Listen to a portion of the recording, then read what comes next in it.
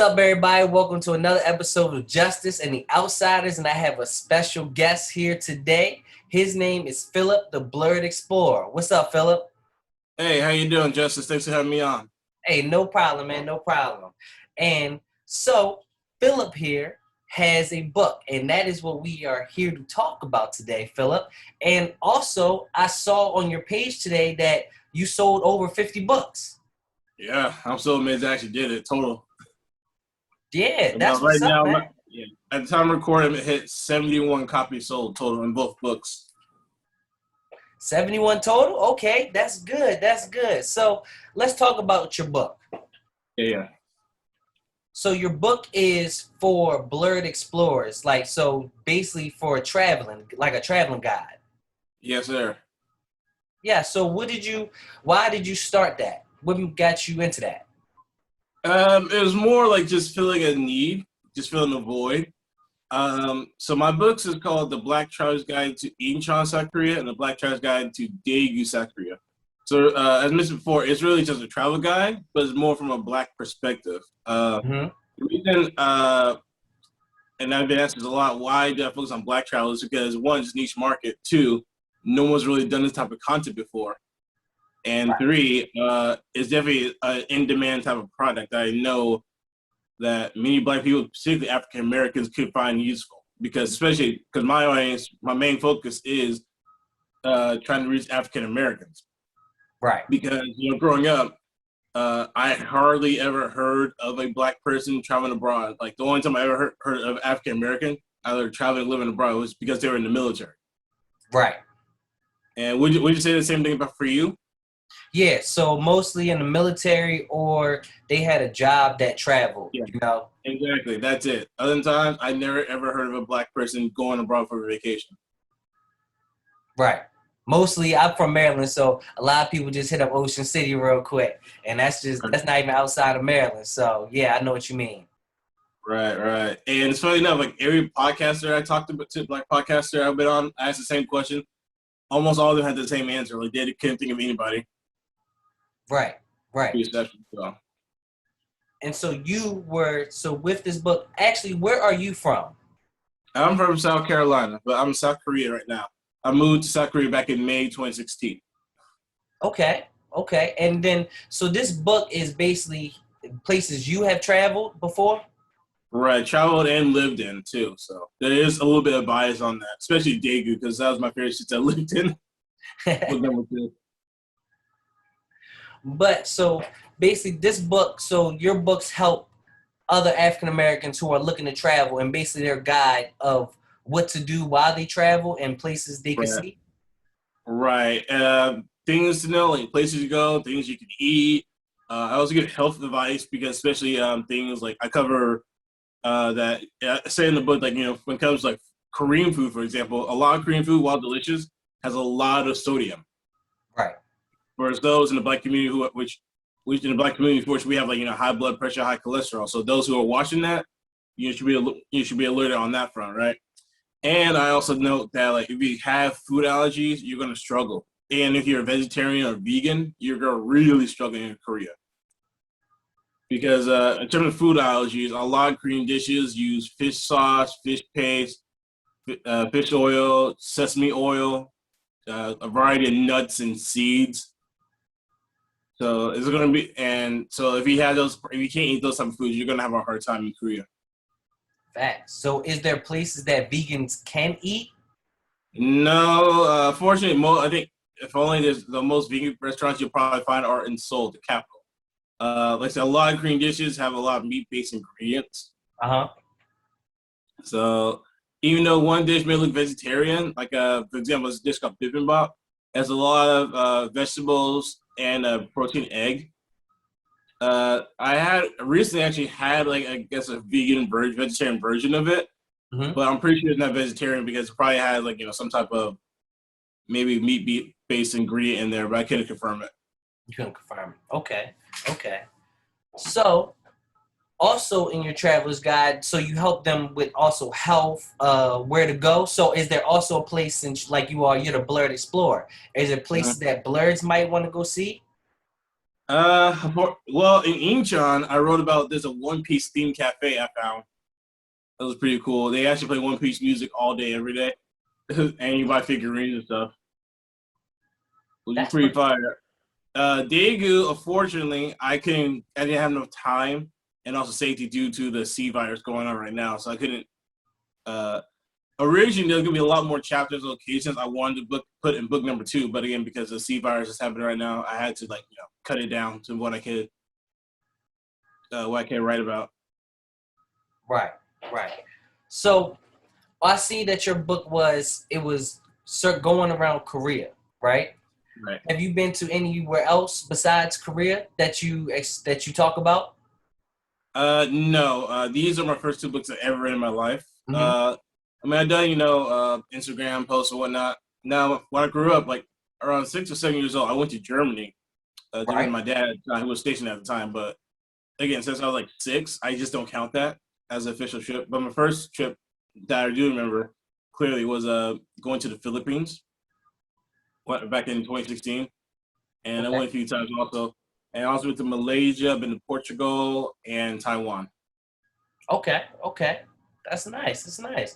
So what really, like you said, you didn't know about too many people that travel. So as you got older, what you did you instill that in yourself to like say, hey, I want to travel and I'm gonna make that happen. Yeah, for sure. Especially because I grew up on anime, especially with Toonami and Cartoon Network. So I always had that interest to go to Japan. I just know Gotcha. how to go about it if I joined the military. And I think it was around fall 2015, my last semester of college. As all seniors do, you try to send in resumes, trying to go job hunting, nothing sticking. And then one day I saw an ad about teaching English, and I thought, okay, let's check into that. And I thought about going to Japan. I was actually debating between China, Japan, and Korea at the time, and I landed on Korea because Japan, while nice, uh, is more expensive than Korea. There's not as many good benefits as Korea. Like Korea, one of the benefits that keep people attracted to come to Korea is because you get free rent. Hold on, what? Yeah, exactly. So the employers pay for the housing. You still pay utilities, of course. You got to pay the water, the electric bills, of course. Right. The rent, but the rent is free. You get free housing basically. Hold on, hold on. Rewind. You get Yes. so where is this? Now, just to be clear, the housing quality can vary from employer to employer. Okay. So some places you'll get like a 1-bedroom square type of place, so it'll be kind of small. Some get medium. Me, I guess you have like I guess 2-ish bedroom, like in a very old apartment. Okay. So now, just to be clear, like yes, you get free apartment housing, but the quality can vary from person to person. Some employers, especially in the private sector, they'll be cheap as hell to get the cheapest, prettiest apartments. True. So, True. Okay. yeah, so those are a grain of salt. But it's funny enough, I actually came to Korea with the intention to save money and pay off student loan debt, but I failed to do that to this day. It's all good. Yeah, especially, I mean, if you think about it, when you don't have to pay rent, it's so easy just to blow your money. Like, Right. we ain't got to worry about that big rent. So it's like, oh, I'll be fine. I can just blow my money. And then, of course, COVID, the C virus came around, and I changed my mind about how I spend my money. Right. They did with all of us. Right. Right. So so you've lived in the States and you lived in Korea. So Mhm. what are some of the biggest differences? Like let's say of course there's, language differences and Right. also culture, but like let's talk about not such as big, but like small differences like that are kind of strange to you. I guess for one, the stairs. Like, I mentioned in both books, like, when you travel to Asia in general, right? All Right? foreigners get stared at. Let's just be clear. Oh, But the the darker stairs you like the are, looks. yeah, the looks, like the stairs, like, the difference is here in Korea and Asia, it's more out of curiosity, fascination, because for Korea, for example, be homogenous, where everybody looks the same, uh, so it's going to be people are going to stare because it's like they never really seen a black person up close in person. True. Whereas to say if you live in America and you live in a predominantly white area, like if you grow up as a token black kid, when people look around, it's like they stare at you. They're thinking, oh wait, is he a troublemaker or is one of the good ones? You know. Oh, so but like the stairs, you still get the stairs, but it's a different meaning to those stairs. Right. It's not nothing, not racist, no xenophobic. It's just that it's just like holy shit, there's a black guy. True, true. Okay, what else? Definitely just I guess the benefits. Some benefits you realize that you didn't what you had growing up where you live. Like for example, clothes shopping. Clothes shopping is a nightmare for anybody who's tall, obese. Like you just can't buy clothes in Korea. Ooh, ooh. I mean, that's a little bit of a problem here. Probably not as much as it is in Korea, though. No, that's still a problem very much. Like my best chance if I wanted to go like in-person shopping, I would have to travel all the way to Seoul, and I'm not driving like 4 or 5 hours just to buy some clothes. It's not worth it. No. Yeah, yeah. I don't even like buying clothes, so I'm definitely not traveling 4 hours for it. Same, exactly. And also, I guess the idea of living in an area where you can't go to just any barbershop, like it does that mean places that can cut black hair, you know? Right. Whereas like so it's one of the scenarios where living in Korea has pushed me to actually learn to cut my own hair. Okay. Because you can't find too many people that you trust with your hair, and we Exactly. already stingy with our hair too. Exactly. The difference is again same problem like with the clothes, like traveling on a Saturday 3-4 hours just go get a haircut. It's just not in the cards. I'm not doing that. Yeah. And of course, the benefit of this all is if you learn to cut your own hair while living abroad, especially in Asia. Especially for me, I teach ESL, right? I could lie if I mess up the haircut. I could lie to the students, and they'll probably believe me.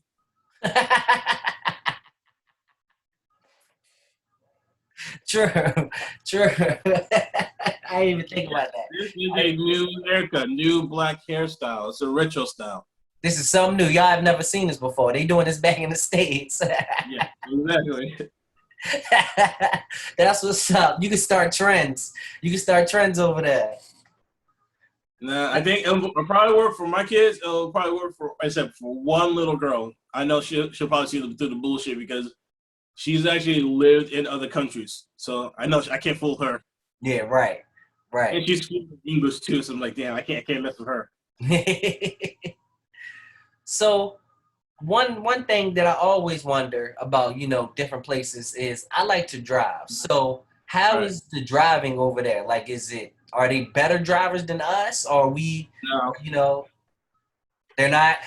No. Driving, you can if you have a valid license, you can apply to get your international driver license here in Korea. And you can't get a car if you want to. From what I've been told, from other people told me, insurance is a little bit cheaper, gas is cheaper. It's just, the cost is trying to find a car and then just get in the process of practicing driving the test, driving. Yeah. In Korea, because, even if you know how to drive in the U.S., different rules, different country, different rules. So you got to learn how to drive over here in Korea, especially in a small country where you got to know how to, really know how to park. Right. What are some of their different, driving laws? I know they have similar signs like we do, but they also have other ones too. And also they also have speed traps too. So you gotta watch your speed.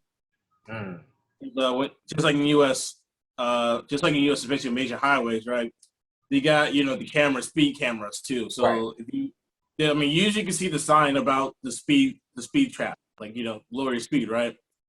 And if you don't lower your speed, they'll catch you on camera, then you'll get, I guess, a message saying you got a ticket, you got fined. Yeah, right. You'll get that in the mail. Yeah. Right. So that's pretty similar to us. Yeah, that's pretty similar to us. Yeah. I would say it's a little bit more rampant because, again, Korea is a smaller country. Right. And parking is going to be a nightmare, especially in major cities, because there's limited space. Right. So you got to know how to parallel park, basically. Basically, yes. You really got to know how to parallel park. Not just to pass it like in the U.S. It's not like the U.S. style parallel parking where you just did it just have to get your license. Like, you really know how to do it, or you're going to end up crashing and paying somebody else's car. True. Philip, do you drive in Korea? No. No, I don't. I thought about it, but at the same time, it's like, I don't miss paying for gas or car insurance. Facts, facts. I mean, sometimes I kind of wish I had a car now, but at the same time, it's like, yeah, I'm not really in a big rush. I don't like driving anymore. Right. Is there like so you take like the public transportation systems? Yes. Like, Korea definitely has some of the best public transportations. Big city, Seoul, Busan, Daejeon.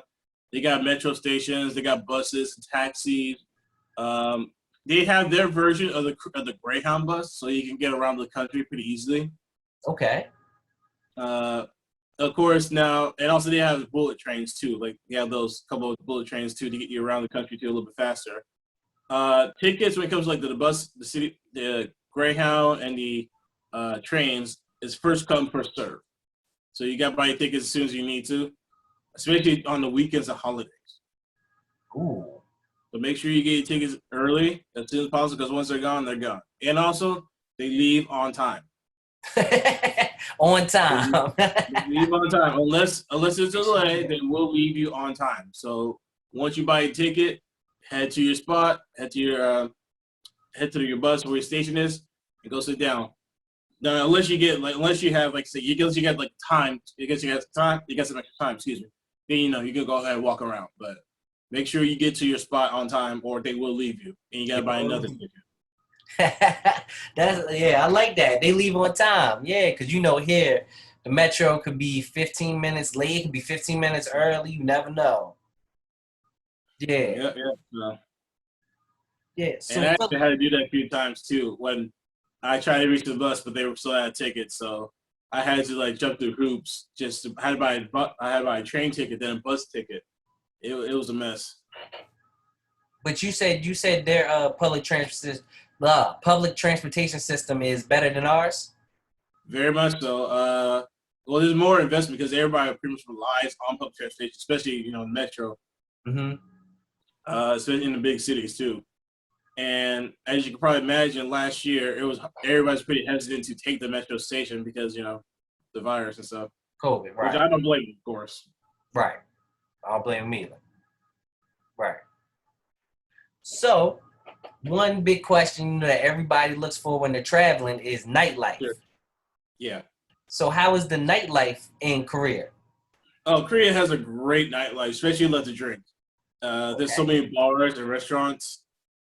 So pre-COVID, I can tell you right now, like Daegu, for example, downtown, book number 2, downtown was packed. Like streets were packed, like you could barely move. So it was a good nightlife.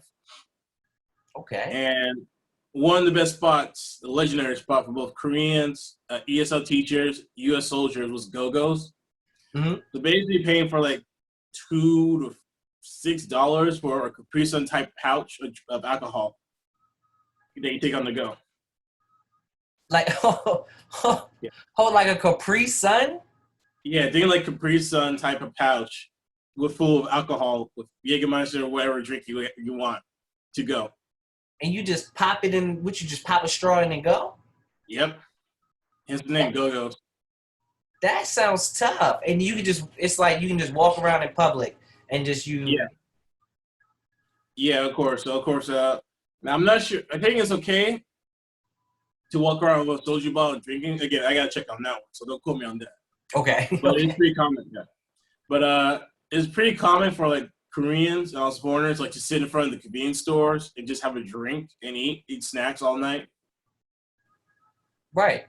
Also in the States, they kind of, where I live, I'm from Annapolis, and so they kind of been opening up, like, outside, like they took like a part of like the streets and on the sidewalk and basically allowed for people to like sit outside. You can have like drinks out there a little bit.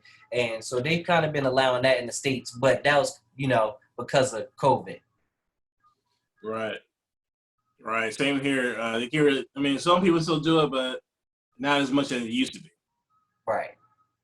And it's one of those scenarios where it's like, I wish I got out a little bit more, but at the same time, it's like, I'm not a big drinker. I mean, I'll go out and drink, of course, like, occasionally, like have a beer or two, why not? Me and friends, but I just don't care about alcohol, so it's not my thing. But I can transition, if you love fried chicken and you love to drink, I In love both of Daegu, those. they have a fried chicken and beer festival. Yes, you heard that right. There is a yearly fried chicken and beer festival in Daegu, South Korea, every July. Oh, we just missed it. Yeah, exactly. Don't worry, it was canceled anyway, so Oh don't yeah, worry. yeah. True. COVID.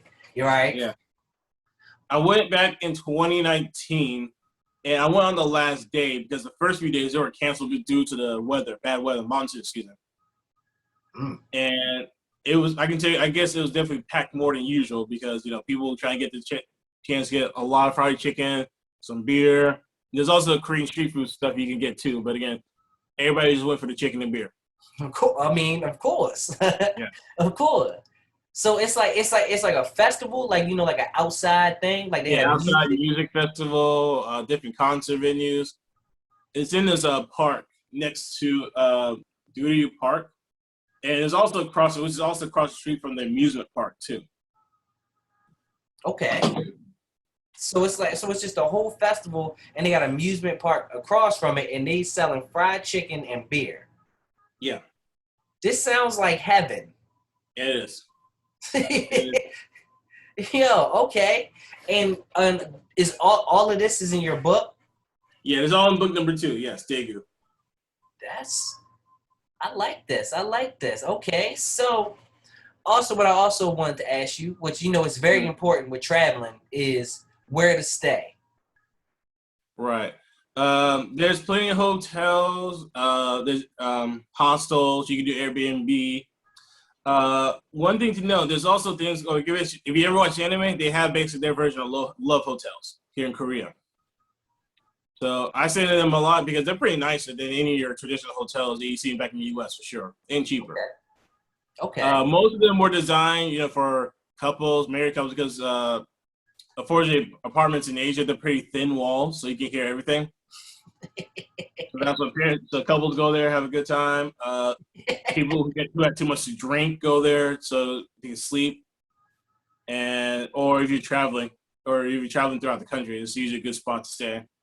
Again, I would recommend Airbnb if you're a vegan or if you have food allergies, so you can cook your own food. Okay,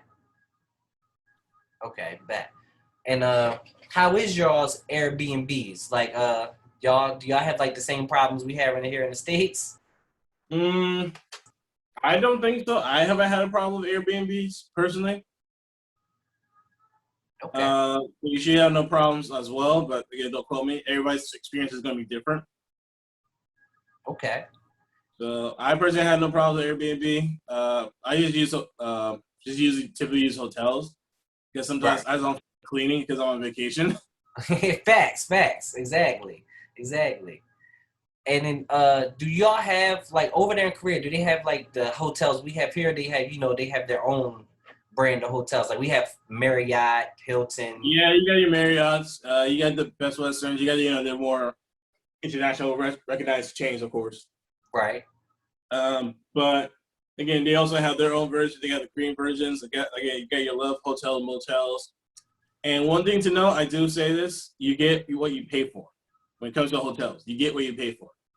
So if you don't pay for, if you're going cheap, you're gonna get cheap. You're gonna get cheap, yes. Right.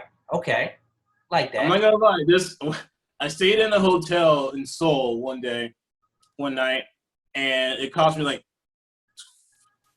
$11, $13, right? And exactly what it looked like. Okay, so I went to the hotel late at night. It was like I got there around 12 or 1 o'clock in the morning, right? It was in this alleyway, like some of you seen Resident Evil type stuff. I was like, oh my god, I'm going to get jumped. It's really like the type of hotel that's in the alleyways if you're in the project, from the project to the hood, like that. Really, it looked like your typical really stingy, yeah, this is sus type of hotel. Right. But you said it was $11? Yeah, I think I'm between $11, $15, I believe. But like you said, you get what you pay for. Yeah, you get what you pay for. So sometimes when it comes to lodging, being cheap is not the best option. Maybe for one night. If it's one night, layover, sure, why not? But sometimes it's not the best option. Right, right. So speaking of money, so let's Mhm. say you were to travel to Korea. Like, so let's say I was to travel to Korea. Like, let's say I was come out there Yeah, for this chicken and beer festival, because I'm yeah, really thinking about that. So yeah, yeah. let's say I come out there for this beer and chicken festival. How much, Right. like, and think I let's say I wanted to stay maybe a week, maybe Yeah, like a sure. full week. How much would you say I would need to do that? Like, let's Yeah. say let's take out plane. No, let's add in everything. Let's add in the plane ticket, Right. stay, food, all that. You're probably gonna need these maybe 2,000, 3,000, I would say, because you come from Maryland, right? Because like you coming from the East Coast is gonna travel to Asia is gonna cost a lot more money. Right. So keep that in mind. I think for a week in Korea, especially Daegu, you definitely get away with, we'll say, about $1,200. Okay. That'll cover your food. It should cover your lodging. That should pretty much cover everything. Now in Korea, I want people to know electronics are pretty expensive here in Korea. So if you're thinking about trying to buy the latest Samsung, LG, or iPhone, yeah, don't bother, because cheap electronics, they're a lot more expensive here than it is in the US. So Okay, cool. Noted. Duly noted. Come with all my electronics. yeah, Duly yeah. noted.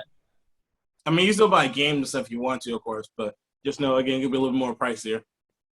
But one thing to know from our fellow Blerd, especially for those who play Smash Bros, we do have a Smash Bros scene here in Korea. Okay. And yeah, so it actually now there really wasn't a scene for the Wii U, but when Ultimate came out on Switch, it blew up. And we used to be there were a lot almost every other weekend, like every second, third, fourth month. There were usually a Smash Bros tournament in Seoul. Ooh. So like top of meetup. There's a fighting game cafe called Core A that I used to go to before lockdowns. And you pay $10, you get a free beer and drink, and then you play fighting games with other people. You play Smash Bros, Street Fighter, Tekken. So it's a lot of fun. That's what's up. And you said these were what, every month? Back. Usually pre-COVID, yeah. Usually finally get tournament. Usually has something going on. And of course, some of these Korean players, they don't play. You got to bring your A game. They don't play. They don't play. So yeah, how is the gaming over there? Is it like really, really competitive? Very, especially if you're in fighting games. Like I said, Smash Bros is very popular. I actually did go to a couple of tournaments too. I didn't really play Saudi because you can get some really great players because they brought off Koreans, ESL teachers, and also the Army guys that came out. It was a lot of fun just to hang out with other people, talk to fellow Smash Bros players, have a good time, talk, get some food. The last, I think, offline meeting we guys they had at Core A, the studio place, was I think November 2020, Mm-hmm. and they haven't opened up for able to meet up in person ever since because the case numbers have been too high, which is a bummer. And me personally, I haven't really played Smash as much as I used to because I just didn't have the incentive to play because there's no offline meetups or events I can go to, so it's like why bother playing, Right. Because you're just playing by yourself. Right. Yeah, exactly. I mean, they did switch over to online tournaments. There've been a couple online tournaments with the groups, but it's like it's just not the same. It's like you kind of get bored of it after a while. Yeah, because you're not in there in person, getting that energy. Yeah. Exactly. That's understandable. That's understandable. Me, myself, I suck at Smash Bros. All my friends play it, but I suck at it. So I don't even play with them because they're just going to beat me every time. And they get competitive. So I love that, over there that, they're really competitive. Because we talk Yeah. about that here. We talk about, like Korean players, like they don't play. Like when you play them online and stuff, like they don't play. No, I've seen them at Core playing Tekken and Street Fighter. Yeah, they don't play. They know what they're doing. Right. They know what they're doing. Oh, true story. I actually went now Nintendo Korea back in 2019. They actually hosted a Nintendo Korea, they hosted an official Smash Bros. Tournament. Mm-hmm. I and another brother, we went there. We're the only foreigners who showed up. So when we walked through, of course, people stopped and stared and started talking because like they were surprised and some of them were intimidated by me. Yeah, one of the Korean players told me straight up, like, yeah, some of them are scared of me because of my height and because I'm black. Because again, it was just not surprised. I'm used to that already. Again, it's just the culture is just surprised because then I used to seeing that. Right. But it was still a lot of fun, though, regardless. How'd you do in the tournament? I think I made 15. Out of how many? I think it was like 100 people. Now the problem is that the problem is this venue for Nintendo Korea. What they did, it was a 4-player items on type of tournament. Right. So it wasn't really like a 1v1 type of tournament. So it's like I pretty much won out of luck and skill, mostly luck because of items. You made 15th though. Yeah, that's out of 100 people. That's some skill. I think so many people signed up, if I recall. But yeah, it was pretty fun though, regardless. Of course, even the top contenders who won, the top 2 players, they had a chance to do a speech, and me and them pretty much did the same thing. Like it was fun, but it's like items are just no fun for a tournament setting. Right. Right. That's dope though. That you came in 15th out of 100. That's pretty good. 15 or it was like 15 out of 30 people, I believe. I don't remember. Hey, you still held your own. That's all that matters. Yeah, of course. I had to represent the black culture. You had to had to do it for us out there. That's what's up. Yeah. So for black people, also a big question with us when traveling is like, can I go here? Like, are they gonna, because it's not just United States where, you get those racist places, you feel me? But like, So in Korea and also in your book, do you have like a guide for that? Like, hey, maybe don't go to this area because they may be a little racist. Maybe stick to this side because, that's more better for us. No, there's no racism. You can't worry about that. The way I say it like this, I know a lot of black people are so scared of traveling because they're so afraid of racism because we're so conditioned to it in America. And I'm guilty of this myself, even when I research other countries. So I'm guilty of this myself. But the way to look at it is this, is like, listen, outside of America, no one's really going to give a damn about you. If they do discriminate, it's mostly because of ignorance. Whereas in America, it's like straight up, they're trying to be assholes, really. Racist assholes. In terms of Korea, there's usually been xenophobia, a fear of all foreigners.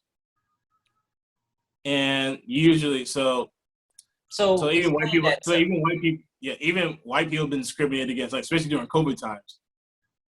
Oh. And of course, as you can imagine, white people on Facebook complain, "Oh, this is discrimination, this is racism," and all the black and brown folk, we're just joking, was like, "Oh, really? It kind of sucks, doesn't it? Sucks, doesn't it?" Welcome to the club. This is what we've been telling y'all about. Yeah, exactly. Which really happened this year, back in March in Seoul, around the area, capital area. The Korean government ordered that all foreigners had to go get tested. And of course, like I said before, foreigners, especially white people, were complaining, "Oh, this is discrimination. I pay my taxes. Why can you do this to me?" And of course, black people were just joking around, making roasting them, like, "Oh, that kind of sucks. Welcome to the club, buddy."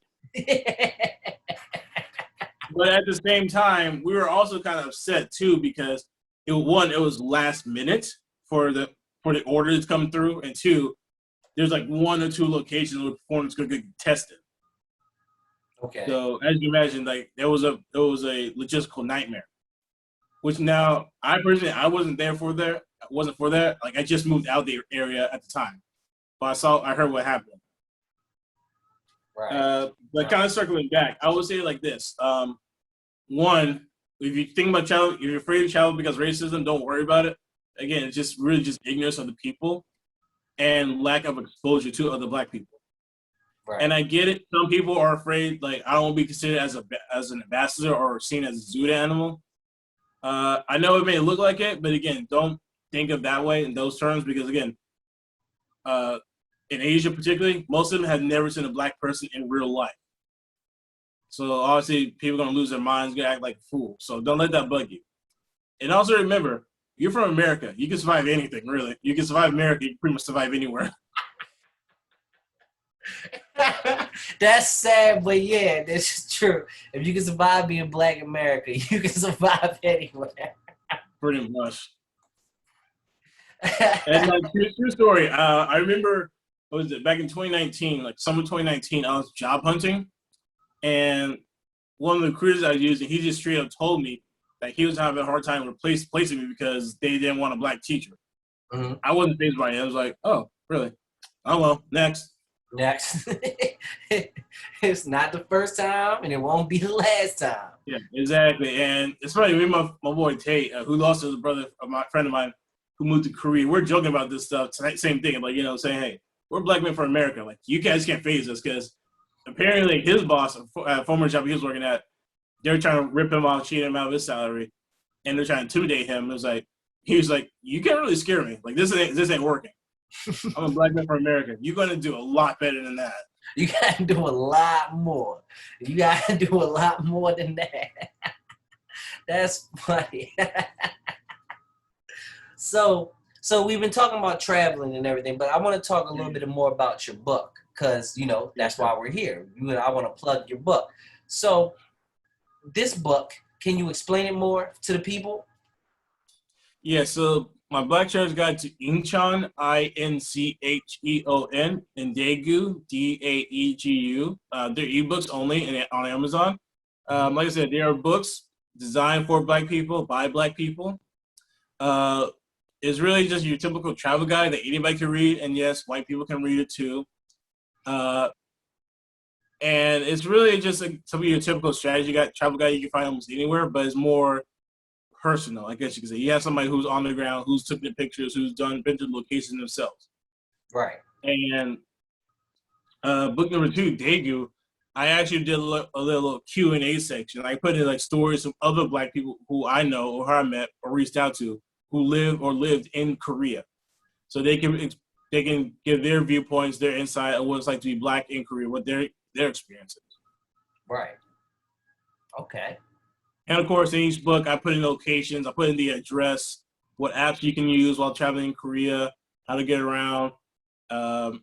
You learn about different foods, different locations, different restaurants that you try. And I hope you guys enjoy it because I think I want to make more in the future. Right. Right. And then, so what place are you looking at to do next for a book? I'm thinking about doing the whole countryside Korea. Doing the whole countryside? Yeah, the whole country of South Korea. Okay. Oh, all right. Yeah. Originally, I was supposed to be in the city of Busan right now, but because the case number is being too high, I gotta stay back. Yeah. Right. Of course. That's cool. So how many volumes total would that be? Like, are you just gonna do one big book of all South Korea, or are you gonna go into like little cities, maybe little towns and stuff like that? I don't know yet. I'm still debating on that. Maybe it's either giant one big book or part 1 Busan, part 2 Seoul kind of thing. Like, I don't know. I don't know yet. We'll see what happens. Okay. Be on the lookout for that. And you said your book is on Amazon. Yes, Amazon eShop right now, Kindle shop, so you can find them right now. Easy. And I will put the link for that. You will have that. That will be easy to get to. So, and then you said that this book, you started this because you wanted to like give people a guide, or give Black people a guide to travel and know what to do when they travel. Right, exactly. And also give some tips and advice on what things you should and should not do. How to stay out of trouble. Like, one, stay out of trouble, like mind your business for one, not because never start conflict with a Korean. Even if it's the Korean's fault and there's witnesses that can prove it, Korean law is pretty much designed to protect Koreans. Even if it's the Korean's fault, like a lot of times they have gotten off and never got in trouble. In some cases, true story, like, and they love to sue people because I remember heard about the story about a Korean guy tried to rob another Korean man in his apartment. And of course, the apartment holder, like, he defended himself. And I think the robber tried to sue him. And I think he almost won, the robber. What? Yeah. Yeah, but I don't remember what happened afterwards. But yeah, so definitely watch those. Watch how you act. Uh, and yeah, so if you want to learn more, I also put in like if you're like hiking or you're an outdoors type person, I also got some pretty good hiking areas in the book that I Okay. recommend checking out in both books. I like hiking. And then Yeah, do you also have like, sightseeing places and stuff like that? of course. One thing to know: Korea is a mountainous country. Like the Korean Peninsula, there's so many hills and mountains, so hiking is very common here in Korea. Everybody goes hiking like almost religiously. Okay. I'm So a if you water. love the outdoors, if you love the hiking outdoors, you will have a field day in Korea because there's so many spots to choose from. Like you can't climb it all in one vacation because there's so many. You got to come back and do it again. And then again and again because there's so many places. Not just one spot in Seoul or Busan. Like there's many spots. It's like 7, 10 spots in probably in the big cities and whatnot. Like you'll have a good time. Let's do it that way. Okay. I'm a beach type person. So are there, good beaches? Yeah, definitely. Busan is usually the more famous city, but the beaches they're okay. It's not the best spot. There's other spots around the country. I'm in the beach town right now called Incheon on the East Coast. So I definitely recommend checking that out. I'm going to write about the town I'm in right now too. So Of course, because you're there. You know it. exactly, I might as well take advantage of it. Might as well. Yeah, that's good. So, Philip, to wrap this up, I kind of wanted you to tell everybody where they can find you. We told them where they can find your book. Where can they also look you up at? Yeah, you can find me on Instagram at the Blerd Explorer. Both books, Incheon, Incheon, and Daegu, Daegu. Both books, they're on Amazon right now, as mentioned before. If you ever got any questions about travel, Korea in general, just hit me up. I got you. Yep, you heard him, y'all. This man got you. If you looking to travel, he know the ins and outs of it. So that is our today's episode of Justice and the Outsiders. Philip, thank you so much for coming on. This has been a really dope experience, and thank you for telling me about that chicken and beer festival. I'm definitely gonna Yeah, check that out.